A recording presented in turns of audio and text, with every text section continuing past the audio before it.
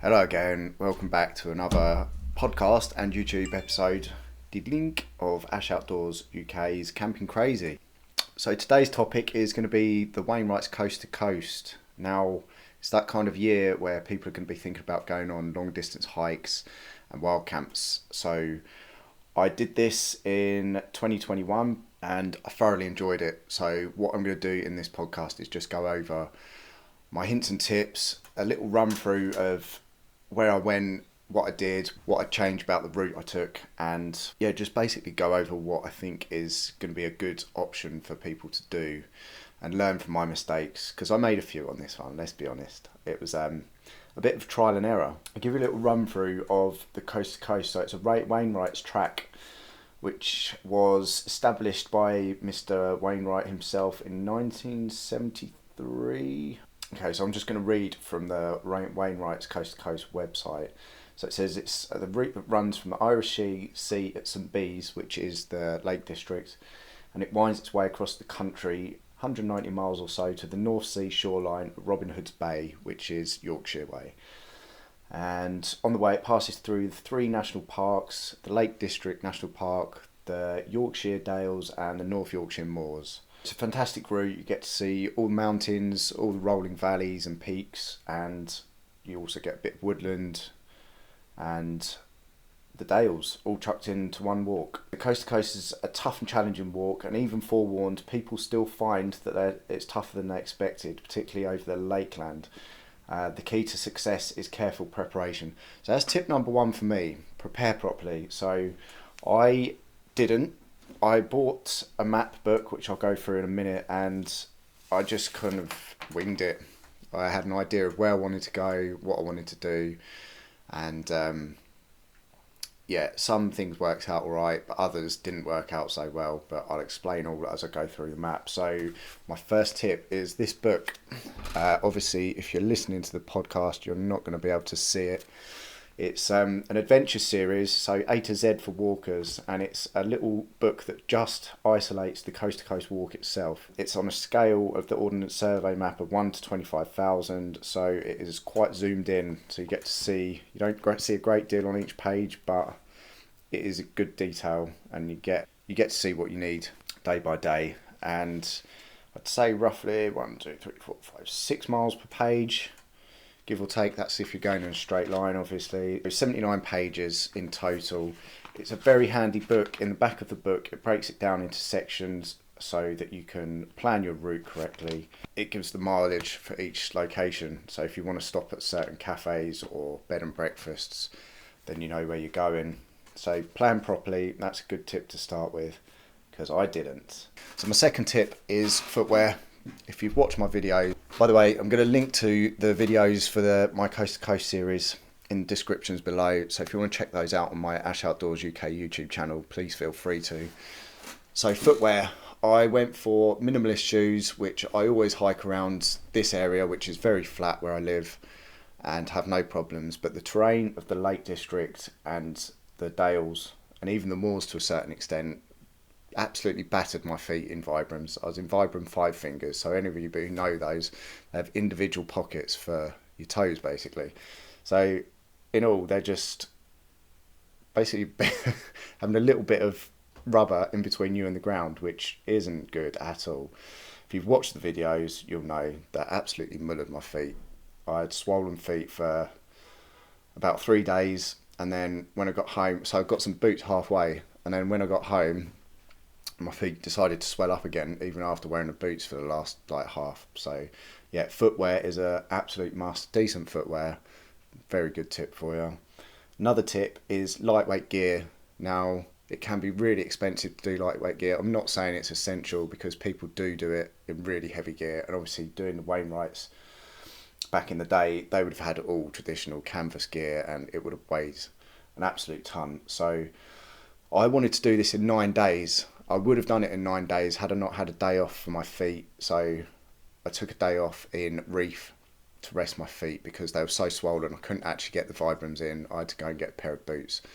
And yeah, it would have been doable in 9 days, but if my pack wasn't so light, I think it would have been a bit more of a struggle. So I didn't have any wear and tear on my body, really. my knees obviously gave up because my knees are shot to pieces anyway. So, but that's that. So yeah, my main tips: nice lightweight gear if you want to do it quickly. It's a very nice route to take 2 weeks over if you wanted to. So don't feel like you've got to rush it. I just like to steam in and plough through it and try and get the miles in because I'm kind of weirdo like that. Decent footwear, lightweight packs. This little map book, the Coast to Coast Walk. They're 3 brilliant tips for me, just to get you started anyway. Obviously, your navigational skills need to be up to scratch because if you do get lost, you're going to have to find your own way. So map and compass reading is essential. The route is already marked out on this book, so you haven't got to plan your own route. It's all there in yellow, telling you where to go and what not. Now, what I'm going to do now is just look through the map, read out where I went, which days I went, where I camped, giving you little hints and tips as I go through that. Just a quick slurp. Okay, so I got there around about, I want to say 9-10 o'clock in the morning. So when I did my trip, I hired a car. I was in Cambridge at the time. I think it was Enterprise Cars. I hired a vehicle from there and I drove up to Whitehaven, where they had a depot there, so I could drop the van there, drop the car there even, and get a taxi from Whitehaven to St Bees, which is only like a 5-minute taxi drive down the road. So the first part of the route, it took you along the coastline of St Bees, which is right on the Irish Sea, and then a couple of miles in, you cut off to the right inland, past a little lighthouse, the St Bees Lighthouse actually it's called, and then you sort of make your way through the towns there, all the way up until you get to Moor Row, which is the first little settlement you get to, kind of near Claytor Moor. From Moor Row, you walk all the way through the woodland and then up towards Dent, where there's a couple, that's your first ascents really, ascents and descents, and you go down into a little valley, which is Raven Crag, so that's next to Flat Fell. You continue through this valley all the way up until you work your way into Ennerdale Bridge, which is another little town where I think a lot of people stop. So there are pubs and hotels and bars basically along the whole route, so you could turn it into a giant pub crawl really if you wanted to. But I wanted to wild camp as much as possible. As I'll go into later, it didn't work out like that, but I did want to do it all wild camping, which is also feasible as well. After Ennerdale Bridge, you go round Ennerdale Water, which is a big lake, and there's some quite difficult terrain around the edge of that, so that's another little tip. Be wary about the terrain around Ennerdale Water. At the end of that, you cross over and you go through some woodland in Ennerdale Forest. Now, I wanted to do the high route, but I was trying to be sensible, and there's 2 routes here, so you can either go through Ennerdale Forest or you can go up the high route to Reddale Pike and High Stile. So I decided to go the low route, which takes you another 4 or 5 miles just to the haystacks, underneath the haystacks, and there's a Black Sail hut. Now that is a little youth hostel, I think. It was actually locked because of COVID when I went, so I think you could stay in there. Don't hold me to that because I'm not actually sure, but that's an option. I camped about half a mile away from that on the first night. So it was really windy. It is in a valley there, so just be aware of that. If you want shelter and it is bad, maybe try and get nearer to the hut to get some shelter from it. But yeah, plenty of little spots to wild camp there, some nice little streams and stuff that you can fill water up, so that was decent. So that was night 1. After that, you get straight up in the morning and you go up Seavey Knot, which is a pretty brutal ascent, especially first thing in the morning after a long day the first day. So by the way, that was about roughly 24 miles the first day, 22 to 24 miles. So then you go up there, and Grey Knots is the next area that you get to, which will lead down to Coniston Slate Mines. Is it Coniston? No, Honister. So Honister Pass and Honister Slate Mines. So there's some nice waterfalls there.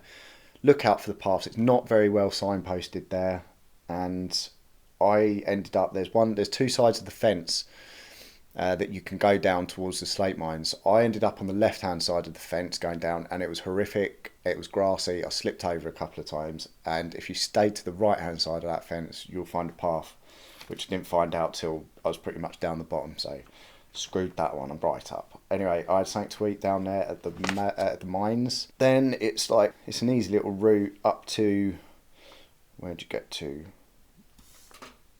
Rothwaite, little Tiny little town, not much there at all. There are some toilets if you need to refresh, go to a loo, whatnot.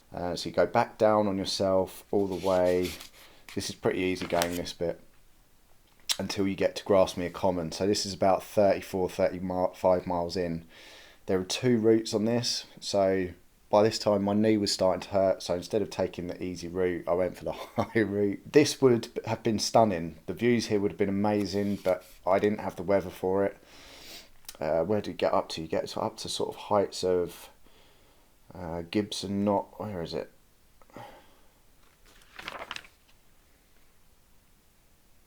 Yeah, so sort of 500 metres.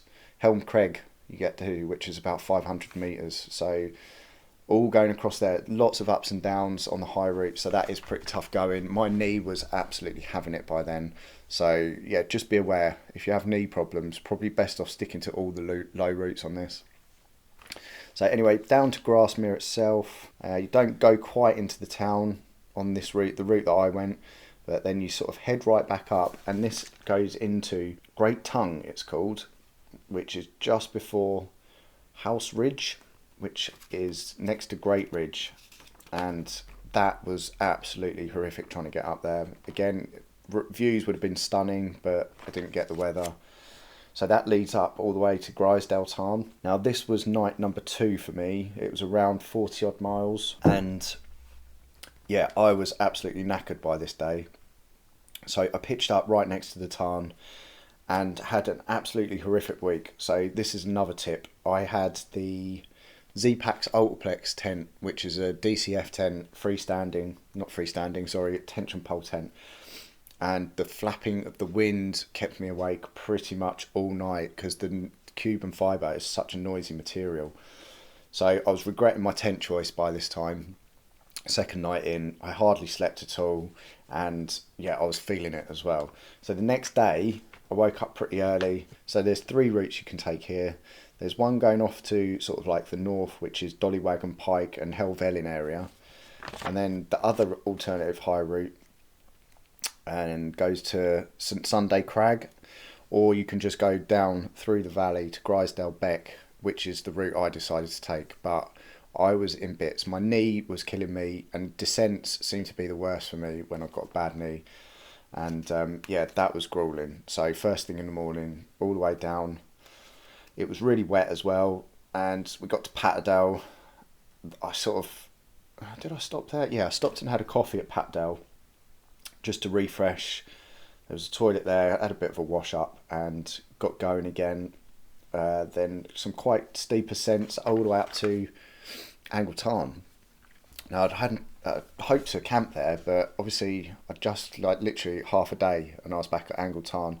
So this was around the mile 50 mark. The weather was awful again, like I say, so I pushed on and I did a fair few miles this day. Because the weather was so rubbish, I couldn't do any filming, and I pushed on all the way through. So I went past the Knots, which is 739 metres, and then all the way Kidsby Pike, and it was all really hard work here. Yeah, so the last bit, after Kidsby Pike and the Kidsby Howes, down to the Haweswater Reservoir, was absolutely the worst bit of the trip for me. I felt like crying, to be honest. But anyway, I didn't cry, I got on with it. I had some lunch actually, halfway down Kidsby Howes, and then pushed on through to the end of the Howeswater, which is around mile 60.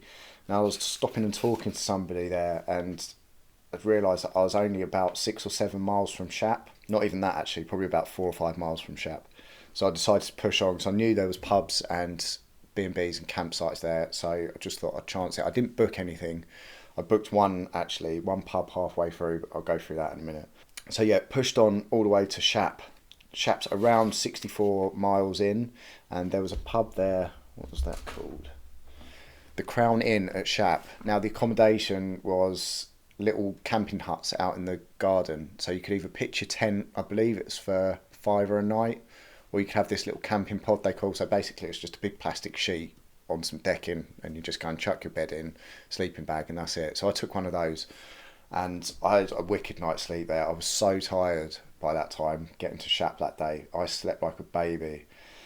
By now, though, my feet were in bits and I was struggling. My knee was struggling. So I dosed up. Next morning, got up and I dosed up on painkillers. I went to the shop and got like some paracetamol, some ibuprofen. So Shap is actually the end pretty much of the Lake District. So that's all behind you now. And I wouldn't say it's straightforward from now on in, but it's not as grueling on your body. So from Shap, it's a lot of road walking and walking over the dales. You go past Robin Hood's Cave, and then I went into a little town called Orton, which was probably about the 72-mile mark. Got some lunch, had a little sit down, strapped up my feet.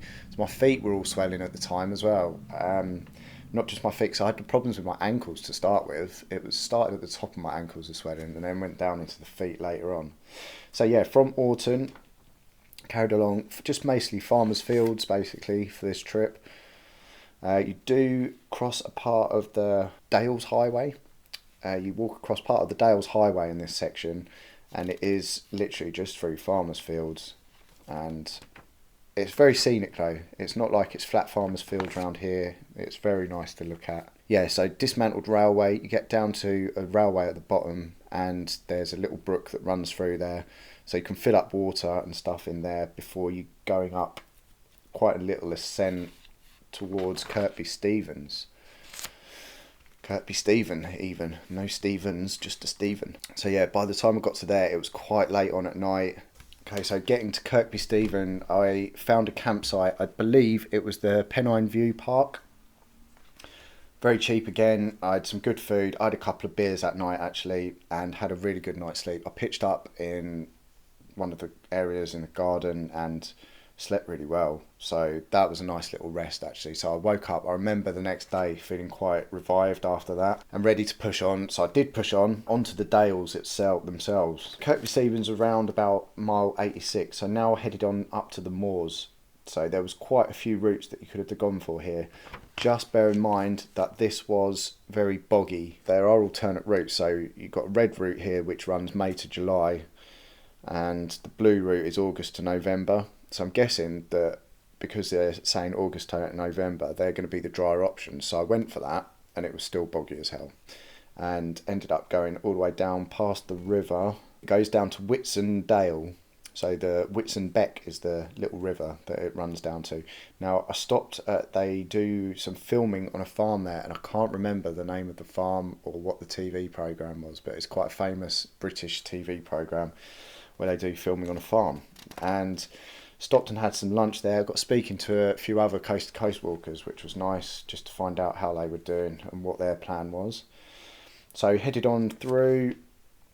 Now this was the bit that really messed me up. So I wanted to aim to camp around Keld, but I got there too early and I wanted to push on because my feet were hurting so much. So at Keld I took a wrong turn and I was meant to. So this joins the Pennine Way for a section here, and I ended up on the Pennine Way, and I ended up going on a high route, which was not good for me because I wanted to go down the low route, which follows the River Swale, and I ended up going towards Gunnerside Gill, where you've got loads of beautiful scenery though. So even though at the time I was cursing myself for going the wrong way, I absolutely loved the views you got up here.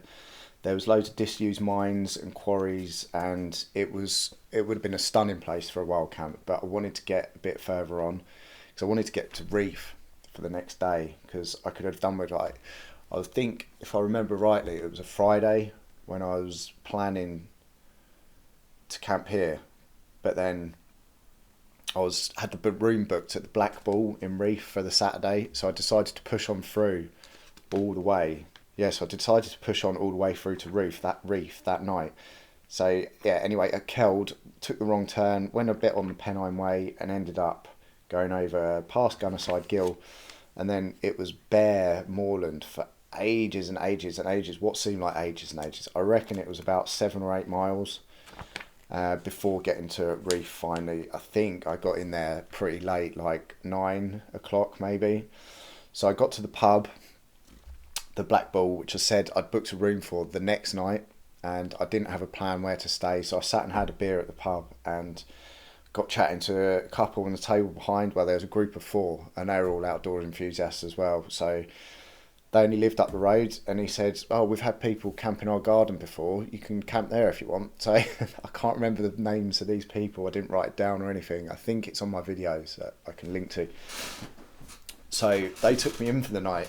I went and sat in their garden, and they cooked me some dinner and had a few beers with them, which was awesome. So I had a good night's sleep that night, but woke up and my feet were absolutely the worst they've ever been. I couldn't get the Vibrams on because my feet were so swollen. So I literally hobbled barefoot down to Reef and just sat the day out. I had my hotel room that night, and then the next day, Claire come to meet me. So we went and got myself some boots, and literally didn't do anything for the whole day. We went down to the River Swale, which is part of the route, and literally just spent the whole day there, and we camped out as well. So it was a lifesaver her coming to see me, because I wouldn't have been able to do it without getting some new boots, because my feet were in such bits by then. So she kind of saved my bacon a bit, and also she bought the Hubbard NX for me to swap out the tents, because I weren't sleeping well in the Z-Pack. So I did a tent swap and got some decent footwear.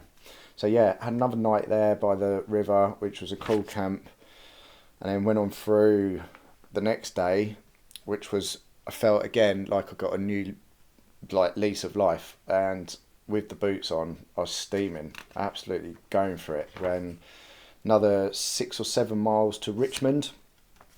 So Richmond was a nice little market town, had some lunch there, sat down for half an hour or an hour, and then steamed on through again. So now this is going out of the Yorkshire Dales National Park, and this is a lot of road walk in this section in between the Yorkshire Moors and the Yorkshire Dales and the Yorkshire Moors. Now, I can't actually remember the exact location of where I camped the next night, but it was literally just off the path in a farmer's field behind a load of trees.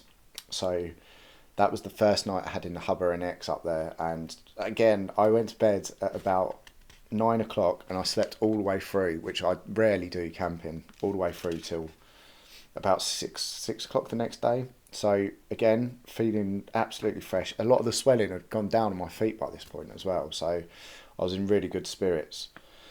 I think the place I stayed was actually called Violet Hill, which is in the middle of nowhere basically. So yeah, that was that. And then as you start to approach the North Yorkshire Moors, you come through some woodland, and then you start to see signs of how close you are to the end, which is really nice actually. So through the Yorkshire Moors, I actually met up with some guys that I'd met previously. So I walked with them round hill on part of the Cleveland Way, so it joins the Cleveland Way again. This is the bit you are meant to join the Cleveland Way and stay on it. Yeah, so this continues all the way on the Cleveland Way. It's all pretty straightforward. There are quite a few ascents and descents, nothing compared to what you get in the Lake District. So you come up to Farndale Moor. So we're about 156 miles in now, so you sort of getting that sense of you're nearly there. Okay, so after a lot of moorland walking, get to the Lion Inn. So I stopped there, had a nice pint of Coke actually, and some peanuts, energised myself, and then thought I'd do another 5 or 6 miles. So after the pub, went to Danby Highmoor. It was just moorland walking, a little bit of rocky terrain, but I think most of it was paths around here from what I can remember. Glisdale Rig up to Glisdale Moor, and then I camped a couple of miles away from the town of Glisdale, which was really nice. Had a beautiful sunset and an absolutely stunning sunrise as well. And from here, I could actually see the ocean. I could see Whitby Bay. The end was in sight, which is such a nice feeling when you've been doing all that walking and your knees are busted and your feet are swelling out your shoes and all sorts. So yeah, the next day you go through quite a lot of woodland here actually. So places like Lumberhill Wood, Egton Manor, Bexdale Farm and Grassmont, all woodland, a little bit of road walking, and then there's some more moorland you get onto, which was the Slightsmoor, and then that takes you all the way down through some really nice little places, Littlebeck and Hilltop Farm, and there's some Scarry Wood it's called, and Great Wood, and there's some beautiful waterfalls there. So that is actually next to Sneaton Lowmoor, and there's some beautiful waterfalls. There's disused quarries and some lovely woodland there, all ancient woodland as well.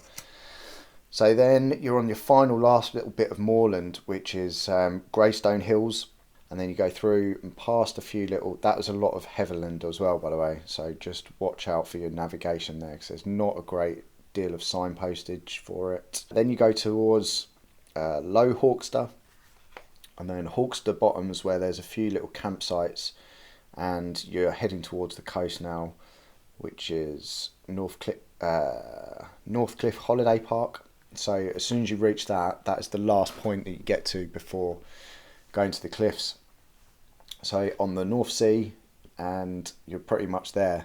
Well, you think you're pretty much there, but then you've still got another 1, 2, 3, 4 miles all of coastland, which is really, really easy going until you get to Robin Hood's Bay, which is the end. And then you get into the town and you're finished. The plaque at the end, which I was looking for, is Bay Hotel is where the plaque is for the end of the coast to coast. I nearly missed it. I walked past it and yeah, I'd been gutted, because that's the only place that I know of that's got a little sign that shows you that you've actually walked it. I think it says 192 miles on it. So yeah, I'm pretty sure that that is 192 miles. That's the official plaque that says that anyway. So yeah, so that was it. I absolutely love the coast to coast. I miss it. I think I'd like to do it again at some point in my life. But there's a few more I want to do before that, like the Cambrian Way for one, which I was meant to be doing this month actually. No, last month. And due to my house move, I couldn't. So that's that. Anyway, guys, that is going to be it for this video, because there's a lot of waffle in this one. And if you have any questions on YouTube, put them in the comments. I don't know how that works with podcasts, but I don't think you can do comments on podcasts. If you can, leave us a comment, give us a like, give us a share and a download. If you want to check out my main YouTube channel, which is Ash Outdoors UK, you'll see all the series of the coast to coast. Now I've also got a kit video for the coast to coast of before I started, and then I've got a kit video of what worked and what didn't, so a rundown of everything that I used on the trip itself. I'm also on Instagram and Facebook. Everything is at Ash Outdoors UK, and you will find me anywhere on there. Thank you very much for listening. If you're on YouTube, thanks for watching, and see you again for another Camping Crazy episode again very soon with a guest. Take care, guys. Bye for now.